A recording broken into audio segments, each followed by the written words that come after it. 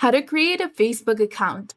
Hey guys, welcome back to our channel. So in this video, I'm going to teach you on how you can go ahead and create a new Facebook account on your device. So now let's get started. First of all, you need to launch your Play Store and simply search for a Facebook application if you have not installed it on your device yet. You can download your Facebook or Facebook Lite application, whatever you want to use, and then tap on open.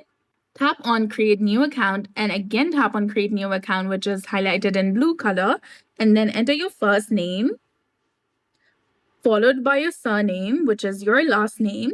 Then tap on next, select your name, and then tap on next again. Now you need to select your correct date of birth.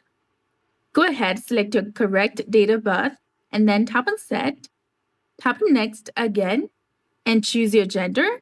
Now you need to enter your phone number, and you can also sign up with your email address. If you want to do so, tap on sign up with email address and enter your email address in this field. Tap on next, then enter your password and tap on save. Agree to the terms and conditions of Facebook and enter the confirmation code that has been sent to your email address or your phone number if you've used your phone number to create an account. And you'll be instantly logged into your Facebook account. Now you can start using your Facebook, add your friends, and chat.